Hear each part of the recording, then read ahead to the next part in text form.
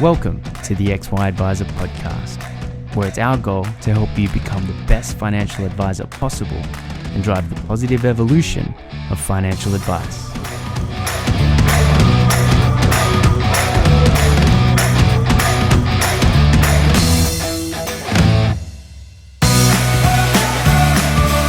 Hey guys, Ben Nash from the XY Advisor crew, and I'm super pumped to be introducing this brand new series we're about to kick off all around the 3 Ps of Plan, Produce, Profit. Now, the XY team spent a lot of time thinking about what makes a great financial advice offering, a great financial advice business, and what we distilled it down to was that there are 3 key elements that you need to get right to have any level of success in your financial planning business. The first is about planning and how to plan an epic service proposition that's engaging for the people that you want to work with and compelling to drive real results within your business. The second is about producing, and that's about being efficient in your business, streamlining things, maximizing the benefits of technology to run a scalable and profitable advice service. And then the third is profit, which is all about getting your message out to a bigger market.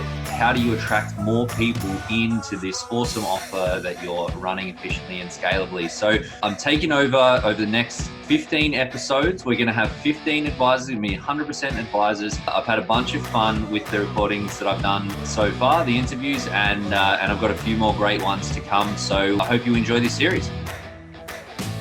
This episode is proudly sponsored by FE Analytics. Now, a number of XY advisors have already discovered this one-stop, easy-to-use tool that helps with investment research, analysis, portfolio construction, ongoing monitoring, and client reporting. Find out how FE Analytics can help you improve your business process, manage your existing client base, and win new business by contacting Bruce Jenner via bruce.jenner, Jenner, at financialexpress.net, or visit financialexpress.net for more information.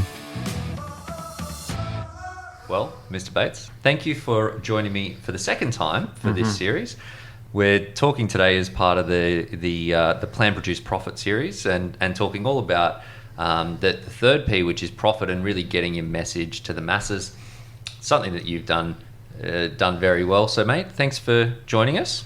My pleasure. Keen to talk today really about your journey. I know that you've done a whole bunch of different things, but it's been a transition. Advisor, doing mortgage broking, now focusing more on the mortgage broking. Still a bit of advice. Canopy Private, which I'm still a little bit. I've got the domain on back order just in case you let it slip for a little bit. Now into Wealthful, and mate, keen to talk about the journey in how you've got your message out there. So, mate, maybe just run us through the last 5-ish years, and like what, but the core sort of progression in terms of how now you're the superstar that is Chris Bates. It's a big question. Just go back 5 years. I started a business. You got to generate leads or customers, and you start with nothing, and you look at ways to do that. Didn't really get too excited about, trying to go out and build professional partners, and started reading about content marketing, and that was probably the start of the business about 5 years ago now.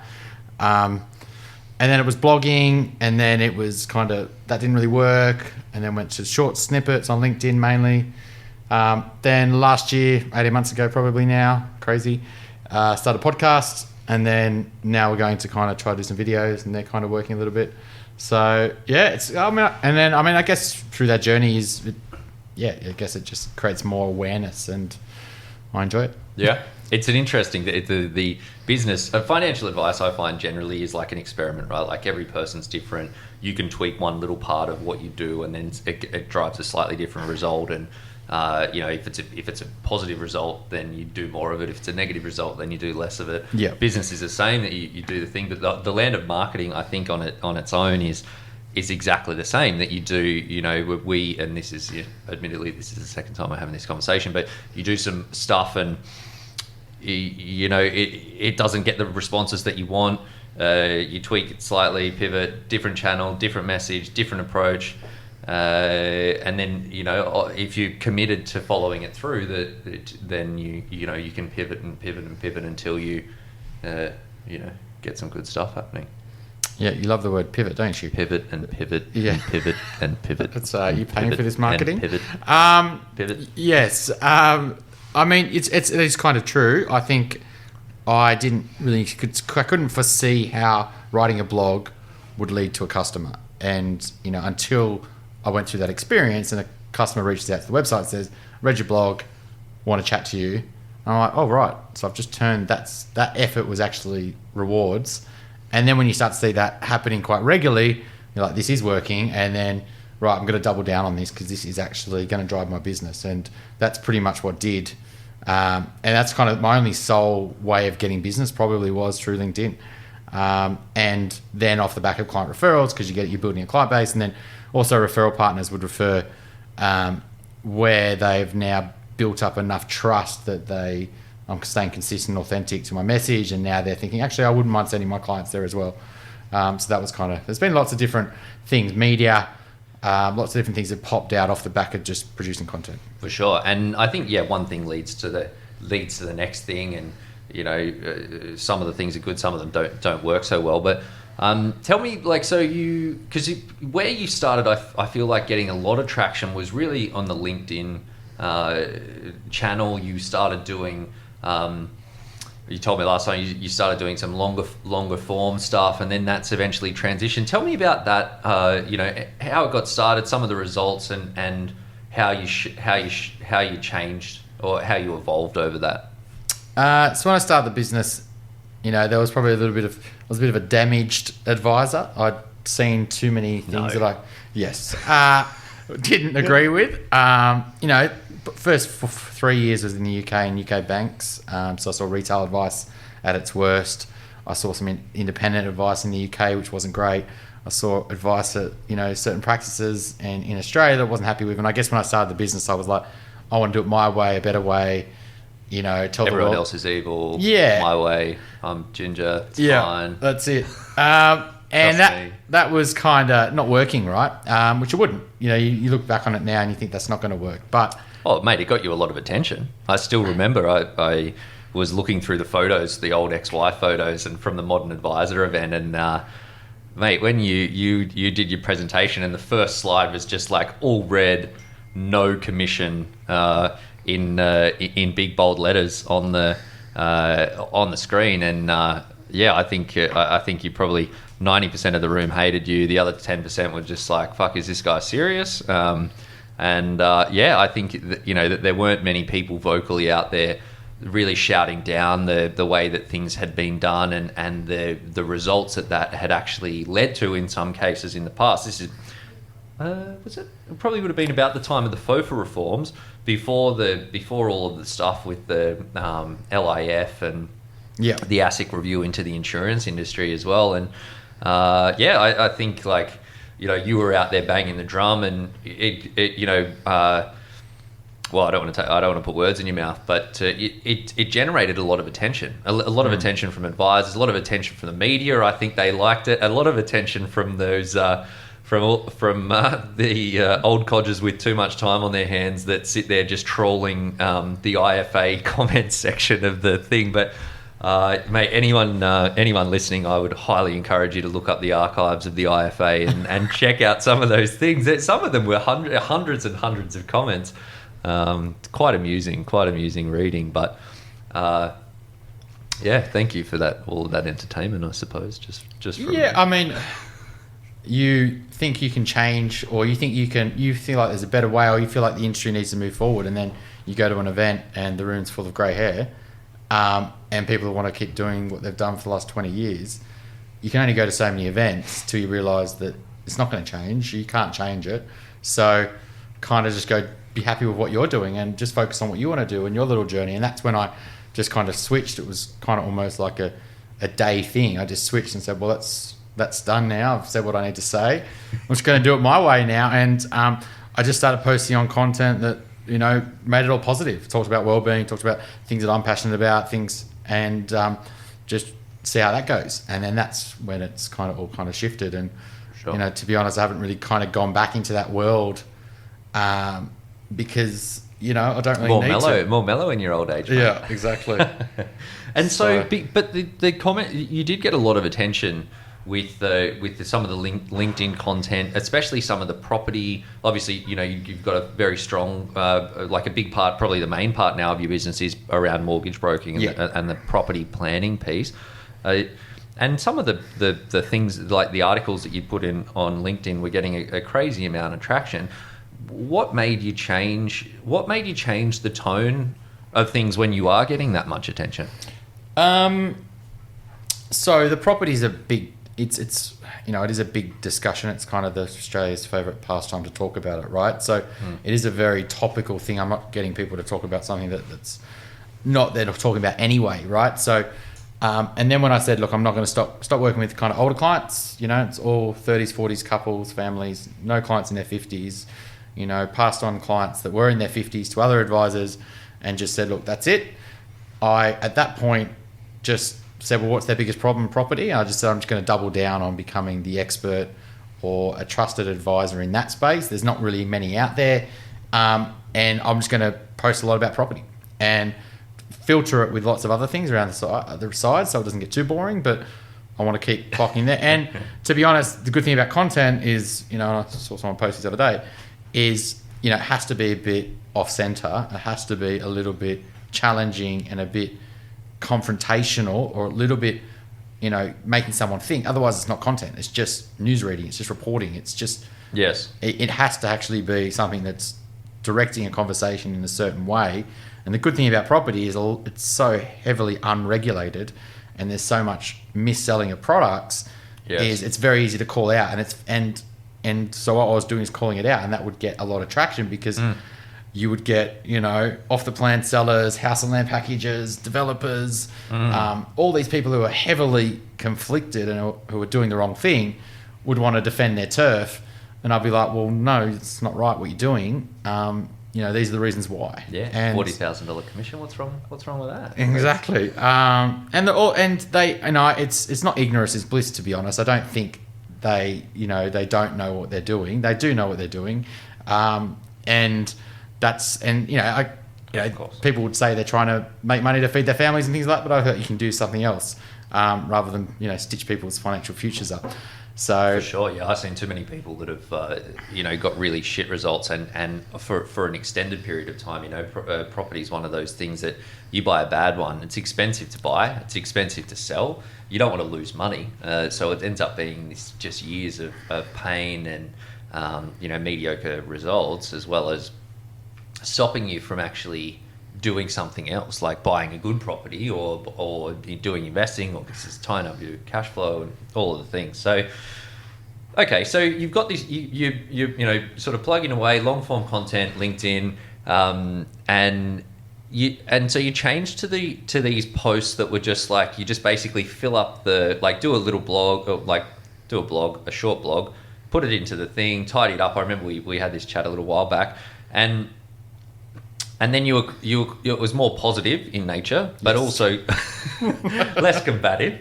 But I think that when we spoke, and I can still remember a little coffee we had up at MLC there back at the time when you first kicked off Wealthful, and it was really you were doing some property, and then you were doing a second when you were committed. You do every day that was like, one was property, one was like life or like psychology or well-being, or the stuff that sits around the finances that impacts that. So was that the same time that you transitioned did it line up evenly with transitioning from the Canopy, the independent financial advice, and the more combative stance to the more positive stance? Was it the same, or is it similar? I think I changed my content first, and then I realised that Canopy Private, I know you love that name, does not... So good. It's like a net support, there's the you can just walk the tightrope and the canopy's there. It's like, why would you change that? That's all right, mate. It's I'll sell it to you. But I realised that title, that positioning, that brand wasn't really what the direction that I wanted to go in, and then I started brainstorming. That's when Wealthful came up. And then, at that time I was chatting to Lee Shadell actually. Shout out, Lee. And, our view at the time was that advice was going to shift to more wellbeing focused, to more mindful sort of, lifestyle sort of balance, responsible investing. This is kind of the next transition for advice. And so The next pivot even. yeah, that's what we thought it was going to go into. And so that's when I changed. We were going to potentially try to attract other advisors at that point in time to go into this. That. Yeah. And that's kind of, and that's when I kind of, just went for it, I guess, in terms of that direction. And what was the learning from that? From the Like in terms of that transition, because I remember like when you first kicked off the long short form content on LinkedIn, so just posts that were like mini blogs, you're getting some crazy traction through there. And that, I feel like that was sort of around the time that your business really started to do very well, right? Yeah. I mean, the learning in terms of the rebrand was, I don't think when I started the business, I went, I didn't have the confidence to go what I really wanted, but that was younger clients. And so, I still wanted that, 50, 60-year-old sort of client, but then I still wanted to work with younger clients, and that was a conflicted, it wasn't that's going to sail me in two different directions. So the learning out of that was just building the confidence and going for what I wanted. Probably should have done that from the start, but it's hard to do that when you start to just really go for a market. I mean, the learning through content was just, it was working, so just keep doing it. That's kind of just stay consistent, stay authentic, don't just post stuff that for the sake of it, because I did that a couple of times and those posts wouldn't get zero traction. It was actually brand damage, so I would just delete the post. After, maybe 400 or 500 views, if there's no likes or it's not hitting, there must be a reason for that. Maybe it's boring, maybe it's badly worded, maybe it's just not valuable, maybe it's self-promotion. Just delete it. And lots of little learnings across the way. Sure. And so how do you, like, if you think back to that time, how do you manage to stay consistent in the, in the approach and go for it? Because I think that's the challenge for a lot of advisors, that it's great, you can do all of these things, you can do social media, you can do the blogs, you can do the posts, you can do the videos, you can do all the things, but it's hard to actually build them into a way where you get, and I know that I tend to do that to a degree as well. You do a bunch of stuff and then the stuff gets results, you get busy, then you stop doing the stuff. But you managed to keep it very consistent for a fairly extended period of time. How did you go about sort of building that into your business? Is it a systemized thing, or? I guess I just put a value on it because that's what was driving the business. So if I knew if I just stopped turning the tap on, then new clients wouldn't come, right? And so that was my number one lead source. So I knew that if I back down from not posting, that's not going to get the business in the direction that I wanted to. So I had a real big motivation to do that. And I was only doing one thing, and that's the thing. I was only doing LinkedIn posts. I'm not doing Facebook posts. I'm not doing Instagram. I'm not doing videos at this stage. I wasn't doing a podcast. And so and then the podcast was such a big effort as well to get going. And now it's easy. So now we just record, 2 half days a month, and that's it. That's all I do. And then that goes out and everything else is kind of done. So, that to me is not a big drag anymore. Now the videos are 1 day a month now as well, and that's not a big drag. So it's kind of just, I don't know. Yeah, nail just one thing at down. a time. Like that's what it is, I found that when I started the business, I got distracted with a lot of that stuff that you're trying to do, Twitter and Instagram and Facebook and the ads and all of the things. But I don't think you can give any one thing the attention enough to make it good, make it systemized, and make it land and actually engage. Because I think that one of the things that I found, and I wish that this wasn't the case, but unfortunately it is that really to do content, to do really engaging content, you've got to engage with people. Like you've got to engage with the content, and I think to respond to people and to get in there to actually I think that people, especially you end up in where people are following an idea or an ideals that they need that. I think it makes it easier to get the traction when you've got the person or the people that are supporting the ideas behind it.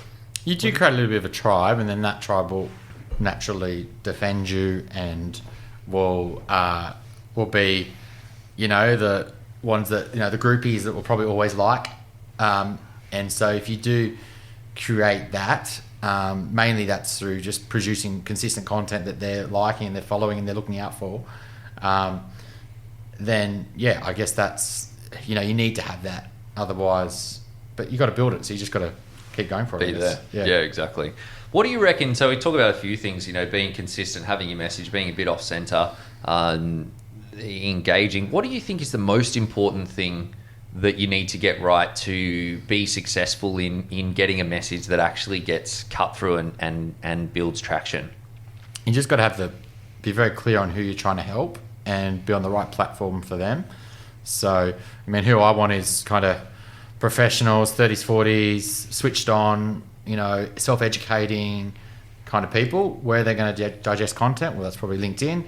And so I don't really want to pick up clients in their 50s, 60s. I don't want to, I'm just thinking about producing content for them. And it just makes it much easier. So if you try and produce content for everyone, you're not going to get any cut through. Yes. So I guess it's just really picking your market and just picking where they are and just consistently trying to dish out content for them. And after a while, hopefully, they start reading. Right. And what do you reckon, what's the main thing that people get wrong if it is, different to that when it comes to, because obviously everyone's out there, like everyone knows that, you do this and you see people that are getting, a bunch of success from driving content, but that, obviously not everyone's doing it well. What do you think the main mistake that people make is that when they try to go down this path? It's not about you. It's not about your brand. It's not about you getting something by producing content. You're actually just trying to produce content that's other people will find valuable, and that's it. Like, there's no call to action. There's no, I've got this rate, you should come see me. There's no, I'm really good at giving insurance advice, you should come see me. Or, I know what the best super fund is, come see me. As soon as you do that, you're doing selling. And yes. That's not content, that's selling, that's marketing. And so, you actually lose trust that way. People will actually unfollow you. They won't read what you write. So, and the other thing is just being consistent and giving it time. Like, the reality is, you do a post, you're not going to get any clients. It's not till you do 150 posts till you get clients. So, you've just got to be committed to the end result and just know that it'll come. And you've got to find it enjoyable. Like, actually producing content or writing something that you it actually is quite fun. I think it's quite fun to articulate your thoughts, think something through, validate your research, because you've got to be careful that if you write something that's not true or that can be pulled apart, there's someone there dying to tap away at the keyboard to find a hole in what you say. So that's fun to actually think, no, am I right? Is my thinking right? This is what I believe. And so I guess that's the part of the process. Yeah. And so but you talk about not having like a call to action or not selling, but I think you can, right? Like you can do, content is content and marketing is marketing. Like you can do both. I don't think really good marketing will lead to building a massive following, but if you've got really good content, if you put, like I know with our stuff, we'll put content, and then you go, okay, I'm doing this event, or here's this thing that's an offer or something like that. Like a lot of people will engage with the content and then they reach out based on the content. But you can also, doing that it's not that you can't, like you should never promote anything. It's just that you shouldn't have a call to action on every post that's like, book a 15-minute consultation. Yeah, promoting an event's fine. Like that's just giving people another way to digest your content. At an event, so that's all good. But maybe offering a free guide or something, that's fine. But you're just trying to add value. But then come and call me. I need to speak to you. Sort of that push, just not going to work. I don't think. Yeah, I agree. I it's one thing that I've found that it can just be tacky, and I think that people know that you just like if you're just always there, you're going like, here's a tax tip, here's a property tip, here's a mortgage tip, here's a how to do this, how to do that, how to do this, how to do that. People know that you're running a business. Then you build that relationship, build the the digital rapport with people, and then when it comes time to do the thing, that they're there, and you were always, like, after a period of time, I find it becomes that you're actually the person that they're going to go to. It's just that they're not going to anyone right now. Well, that's 100%. So, like, you know, there'll be people I can see I've connected with them 18 months ago, and they've reached out to me today, let's call it. Yeah. So, and they would have probably been digesting my content for 18 months, but now's the time when they're ready to go.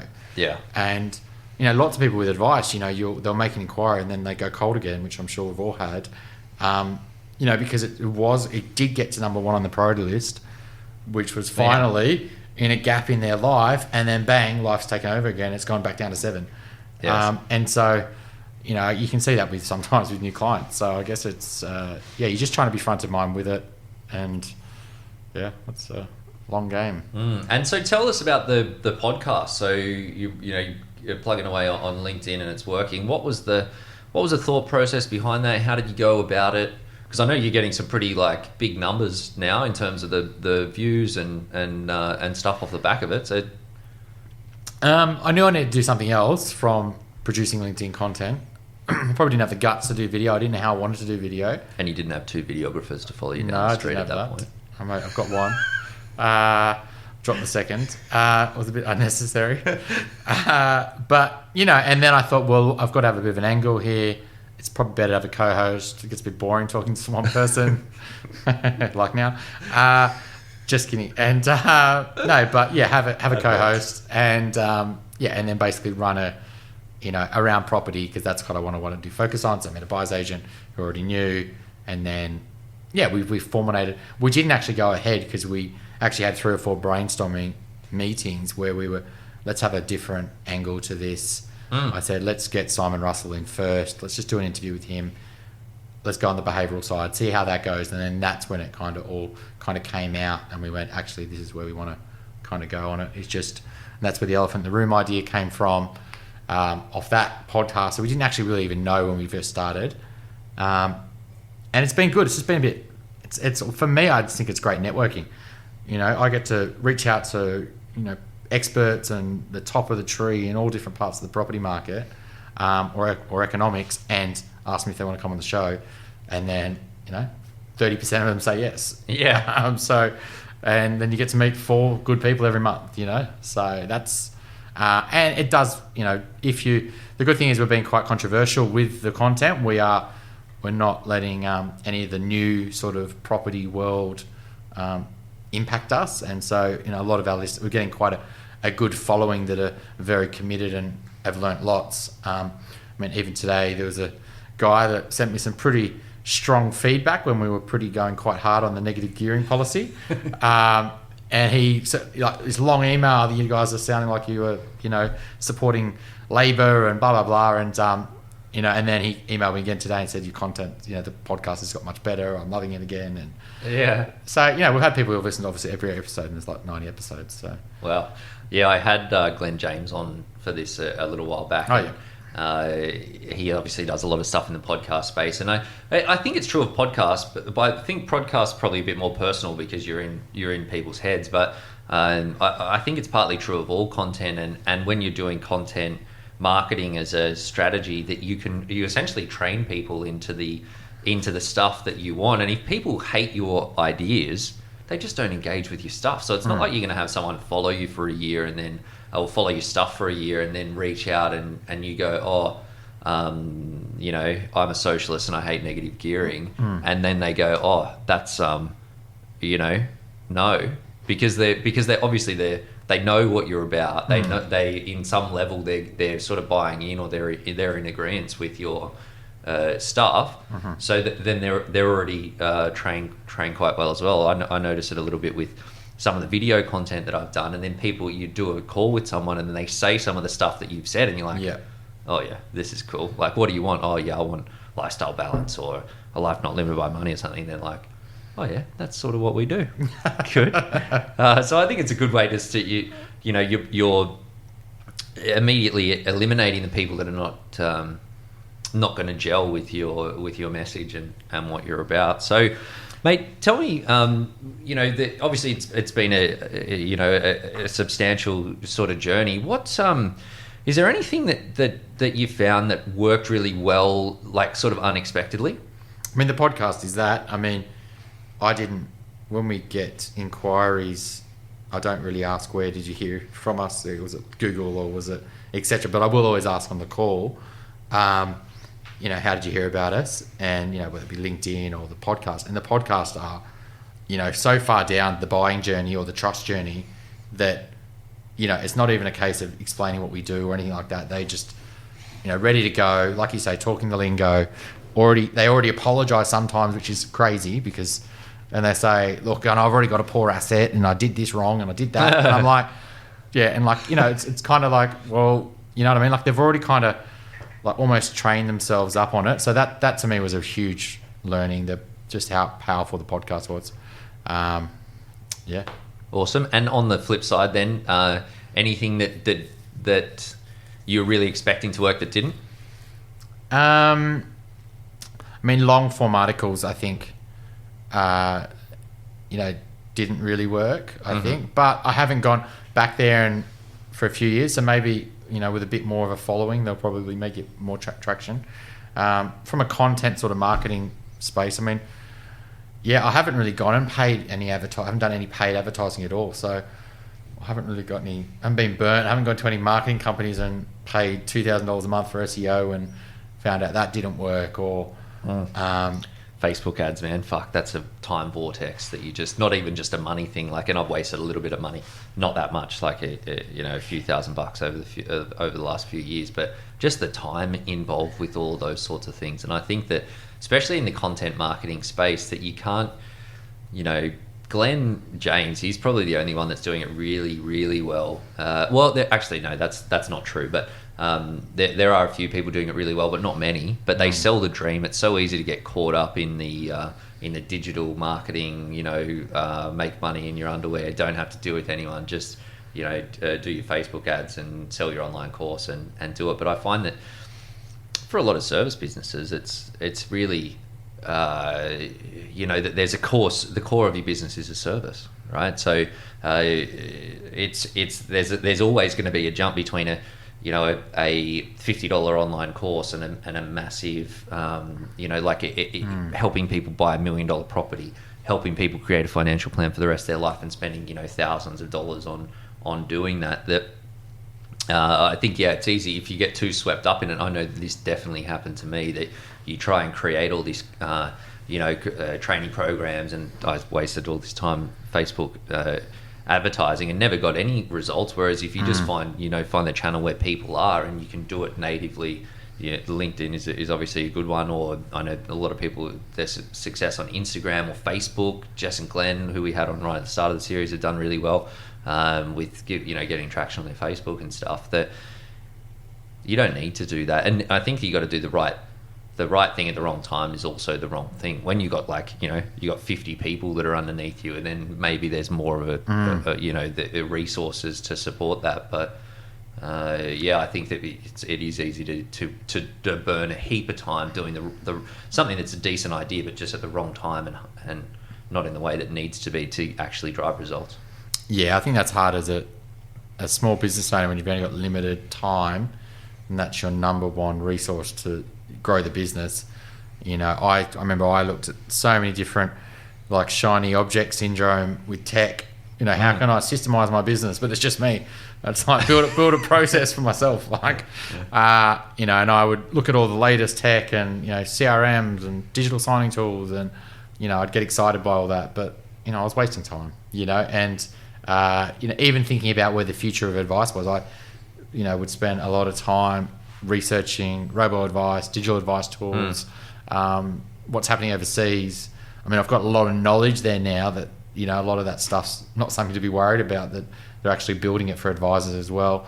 And it's, it's good to have that, but, it was probably a lot of wasted time as well because, it's not something that's now. It's a thing that you can confront when it's there, and there's so many.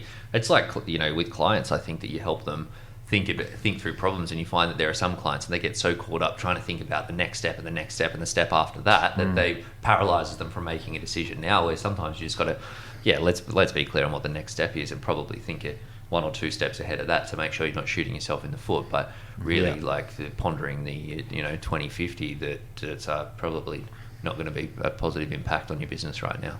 Yeah, I that was probably another part in my early years of advice. I would try to build these beautiful plans and forecast and spreadsheets, and you buy this then and you sell that then, and that whole kind of cash flow, really doing a 30-year plan for someone, I don't think it really works as, I think that, just like you say, just focusing on what you can do in the next 3 years is a much better mindset, and making people make smaller but, bigger but much more deliberate steps is, what a good advisor does. Yeah, for sure. I think it's like I just did a review this morning with a client, and we've been working together for 3.5 years, and every time we do the review, things are a little different, like in terms of what she wants to do, because she's changing, the world's changing, technology's changing, her job's changing, what she thinks in the future is changing, her relationships with other people are changing as well. So it's you definitely want to be thinking a step ahead, but also know what the next step is. But then really you just have to have the flexibility and go, well, making sure that step is for her. And I'm like, she wants to buy a tiny house. I'm like, well, you buy a tiny house, that's cool, but it's going to potentially, that's going to stop you. Like, you could do that now. You could go buy a little block of land and get your little tiny house and tiny house and put it on there. But if you decide that you want to buy an investment property, then it's going to limit you. You're going to have to save up, a much bigger deposit then for your, because it's impacting your borrowing capacity. So you don't want to ignore the stuff, but also you just deal with the next thing, and then wait until the world changes so that you can think about the thing that's important to you after that as well. Introduced as a Ripper Ride. Ripper Ride? Yeah. What's that? It's like the Airbnb for camping. Oh, that's what I said to her, Airbnb. I didn't have the Ripper Ride tool. I'll have to ask her. Mate, tell me, if you... thank you, Ripper Ride. I'm spending too much time trawling the internet, mate.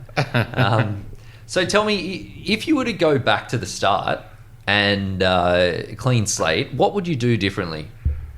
I probably would have just went for the one market that I wanted to work with first. I felt like for the first 18 months in it, I was kind of drowning. All the challenges of starting a business, limited cash, limited clients, didn't know what I didn't know. And probably for the first 2 years was kind of torn between, one, trying to build a fee-for-service kind of bigger advice practice, or two, kind of work with younger people. And so if I could go back then, I would have probably just went for working with younger people and had the model I've got now around, a lot of it's around is mortgage broking. That's what I would have done, Yep. And what have you got? What's next on the horizon? Any, from a marketing, from a building the tribe further side of things?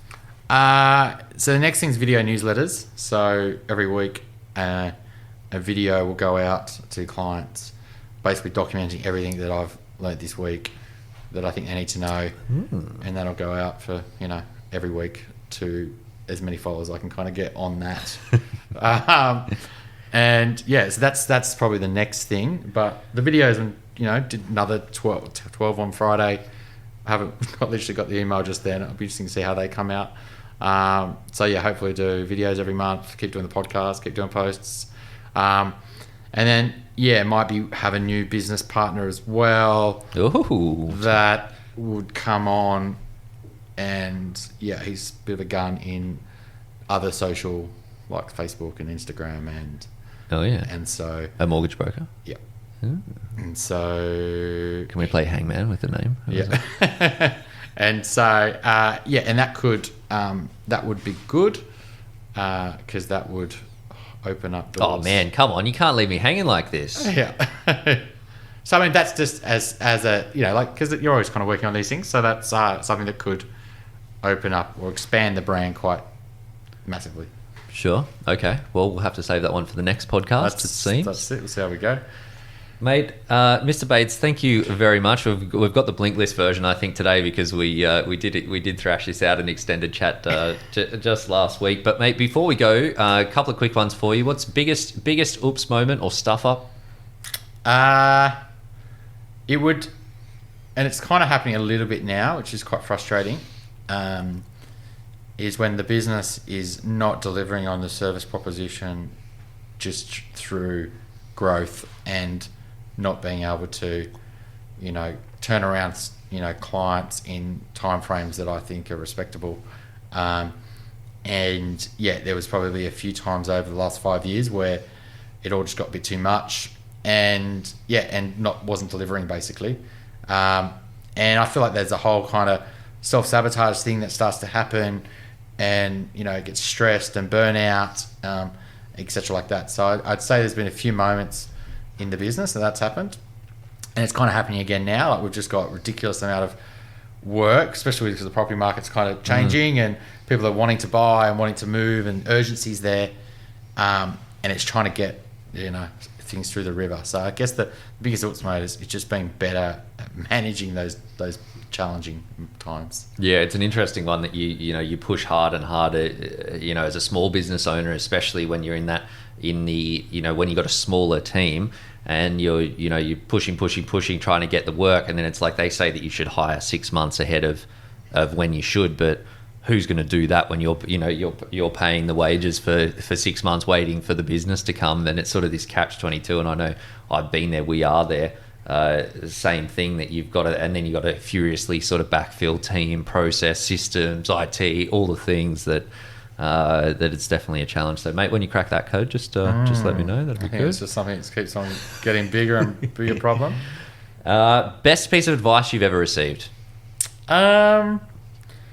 It's probably just you're on your own journey. Your only answer to yourself. That sort of belief or thought process. I think I guess I just think that's really it. Really, I don't think you really should worry too much about anyone else. Really, if you're happy with yourself and how you're treating the world and what you're doing, that's enough. And so I feel like especially in the start of the business as well. I think any profession, there's a lot of pressure from family, friends, partner, society, industry, yourself, imagine. Yeah. And end of the day, that all doesn't really matter. You got to answer to yourself. So I think that's the best advice I've ever got. Mate, wise words there. Last one. What's your spirit animal? Last time I said panda bear, so I probably should say the same. Yeah. Okay. Why? I don't know, I just always loved panda bears as a kid. Well, Mr. Bates, thank you very much for joining us, mate. Appreciate it. Yeah, thank you.